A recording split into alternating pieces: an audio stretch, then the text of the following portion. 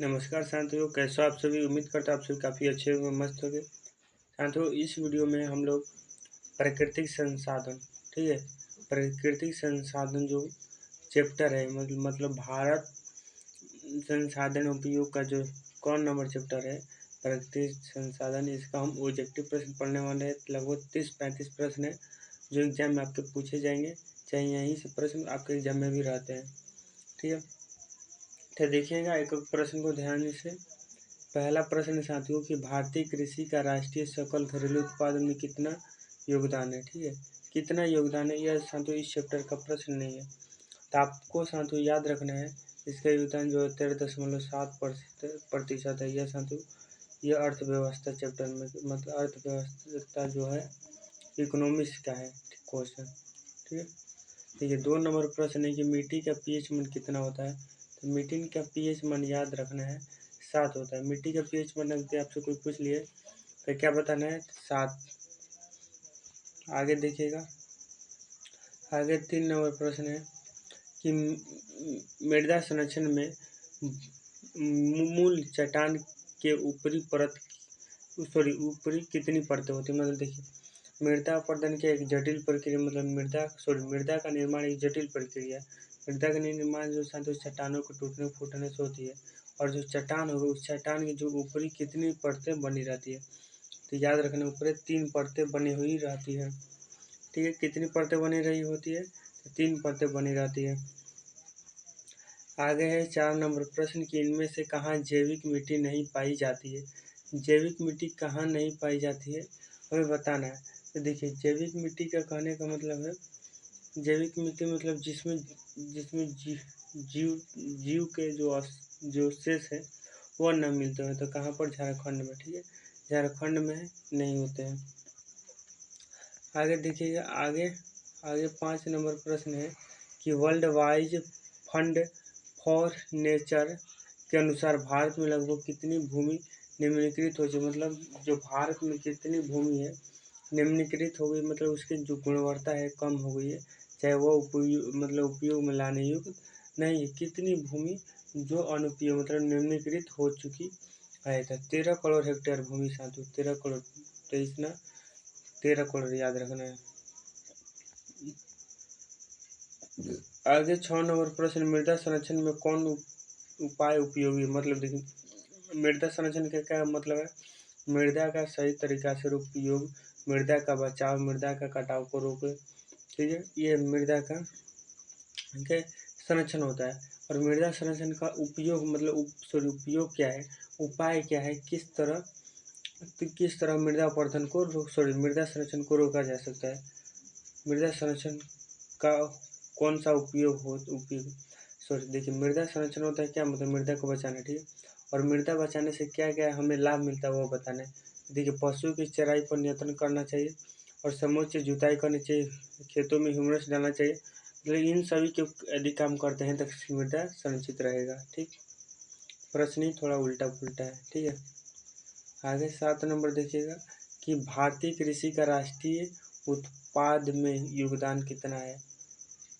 मतलब जो भारतीय कृषि है साथियों, वो राष्ट्रीय उत्पाद में कितना योगदान प्रदान करती है। तो कितना योगदान प्रदान करती है, तो लगभग 22% योगदान क्या करती है, या प्रदान करती है साथियों, 22% योगदान। आगे 8 नंबर प्रश्न के निम्न में से, यह भी साथियों इस प्रश्न यह जो है यह भी इस चैप्टर का नाम मतलब प्रश्न नहीं है। निम्न में से कौन खरीफ फसल है। तो खरीफ फसल कौन होता है, तो जो साथियों हम लोग जैसे चावल हो गया, मतलब चावल के समय चावल कब बोया जाता है, उस समय जो होता है वो खरीफ फसल का मौसम होता है। तो चावल एक खरीफ फसल है। गेहूँ ये सब गेहूँ हो गया, गेहूँ कौन सा, गेहूँ हो गया, सरसों हो गया, ये सब मटर हो गई, ये सब रबी फसल होता है, ठीक है।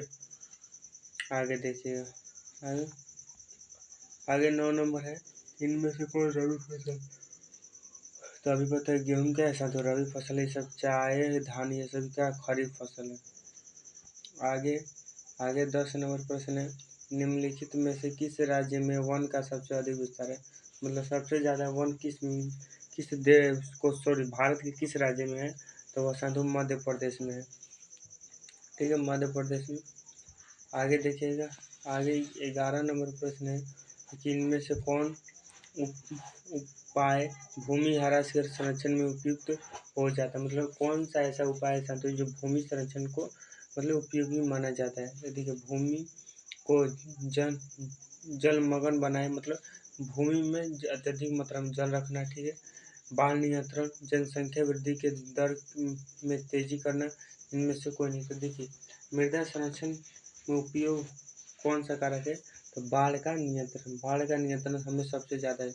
तो देखिए जनसंख्या का मृदा से क्या लेना देना है, तो जनसंख्या बढ़ेगा तो भूमि कम होगी, और भूमि का यदि हम साधु मतलब खेत को पटवन कर देंगे तो ऐसा साधु कुल पानी क्या हो जाएगा, पानी के बहाव में कुल मिट्टी कट जाएगी, इसलिए साधु ये नहीं होगा। मैं बाढ़ नियंत्रण हम लोगों का करना पड़ेगा, तभी ना बाढ़ नियंत्रण करेंगे तभी मिट्टी का कटाव रुकेगा, ठीक है। इसलिए बाढ़ नियंत्रण हमें अति आवश्यक है यदि मृदा को संरक्षित रखना है तो।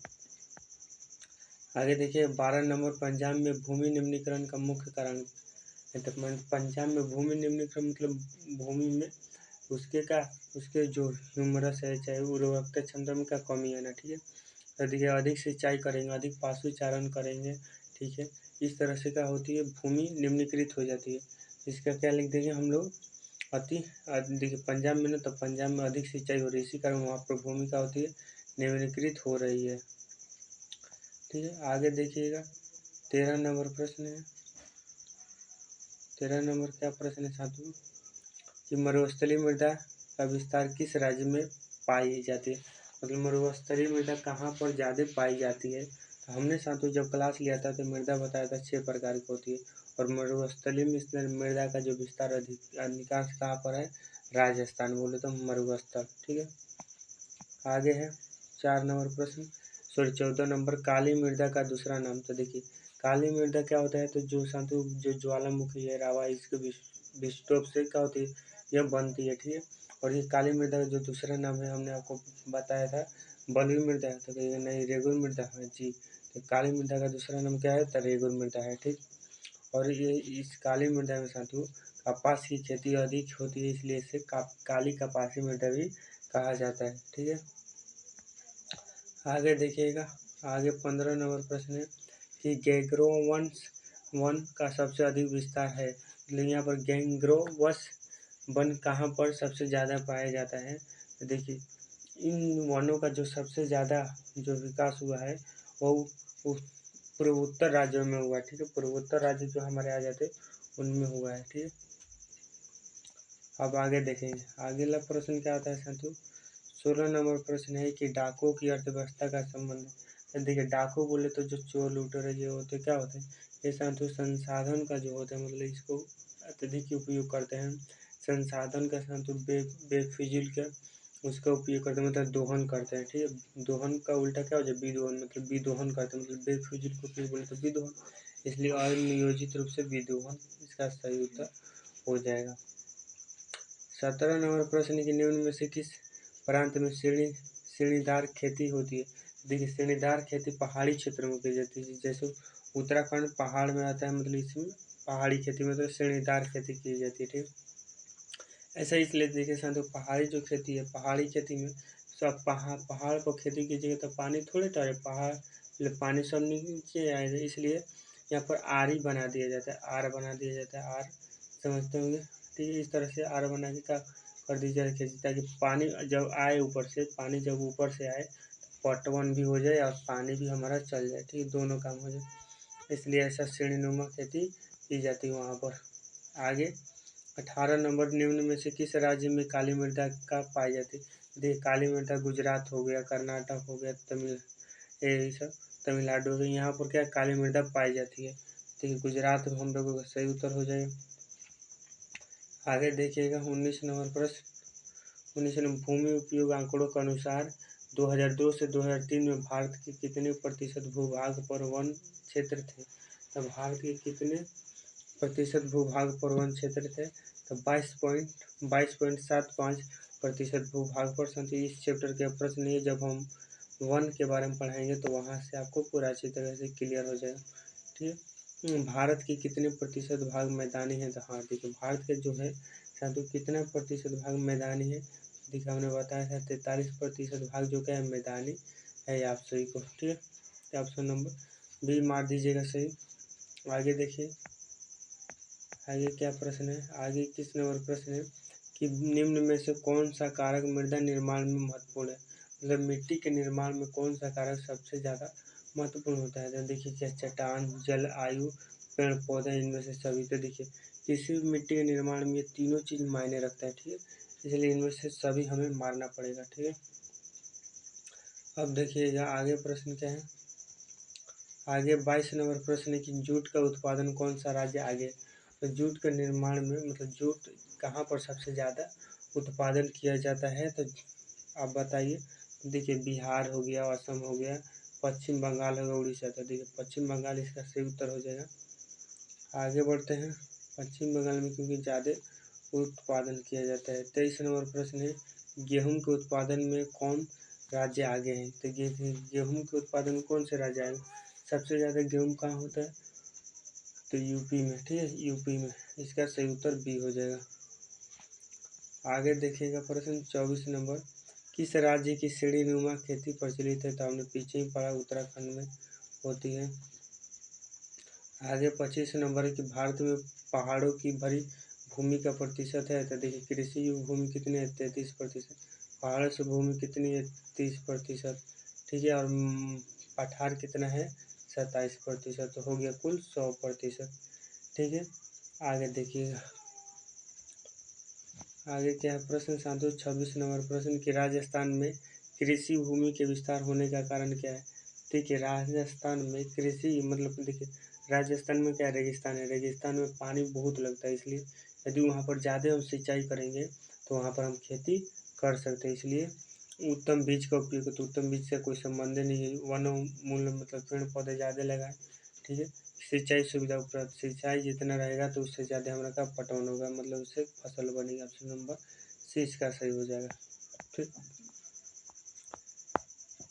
अब देखिएगा 27 नंबर प्रश्न है कि भूमि का मूल्यांकन उसके किस गुण के से निर्धारित होता है। मतलब देखिए भूमि का मूल्यांकन मतलब मान चलिए कोई भूमि आप खरीदने जा रहे हैं, उसका मूल्यांकन आप किस हिसाब से करें। तो ये आजकल आप समझ कि वो ज़मीन रोड पर है तो महंगा बेचेगा, बाजार में है तो कम सस्ते में बेचेगा, ऐसा नहीं। मतलब उसका मूल्यांकन किस आधार पर करेंगे, क्या मूल्य के आधार पर, ठीक है। क्या आकार मतलब ज़्यादा है, आकार में ज़्यादा बड़ा है तो उसका ज़्यादा पैसा लगेगा, वो तो है कि मैं वो बात नहीं है, दूसरी बात है, ठीक। मिट्टी के कैसन मिट्टी है, उत्पादन नहीं। जो सबसे ज़्यादा इम्पोर्टेंट है तो उत्पादकता। मान के चलिए आप खेत लिए और जहाँ पर बहुत बड़ा ज़मीन है लेकिन उसका उत्पादन बहुत कम होता है, ठीक है। लेकिन यहाँ पर ऐसा ज़मीन थोड़ा कम ही लेकिन उत्पादन बहुत ज़्यादा होता है, इसलिए उत्पादकता हमें सबसे ज़्यादा मायने रखता है किसी भी ज़मीन के गुणवत्ता को, ठीक, सॉरी मिट्टी के।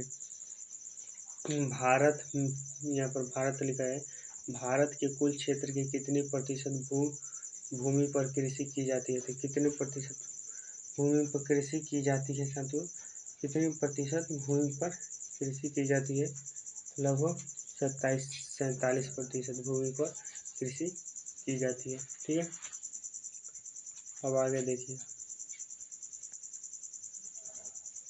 अब आगे का प्रश्न है साथियों, आगे 29 नंबर प्रश्न की इनमें काली मृदा का क्षेत्र कौन सा है। तो काली मृदा का क्षेत्र महाराष्ट्र भी में काली मृदा पाया जाता है, ठीक है, महाराष्ट्र में भी काली मृदा पाया जाता है। आगे देखिएगा महाराष्ट्र, गुजरात हो गया, कर्नाटक हो गया, ठीक। 30 नंबर है प्रायद्वीपीय पठार, प्रायद्वीपीय भारत की नदी घाटियों में कौन सी मिट्टी पाई जाती है। तो देखिए नदी घाटी जैसे आएगा तो जलोढ़ मृदा में लगा दीजिएगा, ठीक है। कौन सी मिट्टी पाई जाती है, मिट्टी कौन सी मिट्टी पाई जाती है, जलोढ़ मृदा पाई जाती है। 31 नंबर भारत में चारागाह के अंतर्गत कितनी भूमि है। देखिए चारागाह मतलब जो गाय भैंस सब भेड़ बकरी हो गए, इनको चराने के लिए जो है साथियों मात्र 4.71% क्या भूमि है, ठीक है। आगे देखिएगा, आगे 32 नंबर प्रश्न है काली मिट्टी किसकी खेती के लिए उपयुक्त मानी जाती है। तो कपास की खेती के लिए। इस प्रश्न का उत्तर तो आप सब कोई जानते होंगे, किसकी खेती के लिए, कपास की खेती के लिए, ठीक। अब आगे देखिएगा, आगे 35 नंबर प्रश्न, सॉरी 33 नंबर कि भारत में सबसे अधिक विस्तार किस मिट्टी का है। देखिए सबसे अधिक पूछ रहा है। तो देखिए हमने आपको जब पढ़ाया था साथियों, जो सबसे अधिक होगा वो किसका होगा, जलोढ़ का होगा, ठीक है। इस प्रश्न में थोड़ा सा जलोढ़ का ही होना चाहिए, ठीक है। आगे हम देख लेंगे इसका प्रश्न। ठीक है, आगे देखिए, आगे है 34 नंबर प्रश्न कि इनमें से कौन सा स्थान बंद मिट्टी का उदाहरण, मतलब जो मिट्टी से इनमें से कौन सा उदाहरण, काली मिट्टी, जलोढ़ मृदा, लोयस मिट्टी, इनमें इनमें से इनमें से कोई नहीं। ठीक है, इनमें से कोई नहीं। तो देखिए स्थान बंद मतलब स्थान पर निर्भर करने वाला कौन सा उदाहरण है मिट्टी का, तो देखिए काली मिट्टी, इसका थोड़ा कंसेप्ट हमें जानना पड़ेगा। ठीक है, सॉरी। देखिए 35 नंबर प्रश्न है कि पुरानी जलोढ़ मृदा को कहा जाता है। देखिए पुरानी को बांगर, ठीक है, पुरानी को बांगर, नए को क्या कहा जाता है, खादर, नया को क्या कहा जाता है, खादर। ठीक है, याद रखिएगा। ठीक है, तो आज की क्लास में 35 ऑब्जेक्टिव थे। उम्मीद करता हूँ क्लास आपको अच्छी लगी होगी। क्लास अच्छी लगी तो लाइक कीजिएगा और चैनल को भी सब्सक्राइब कर लीजिएगा। ठीक है, धन्यवाद।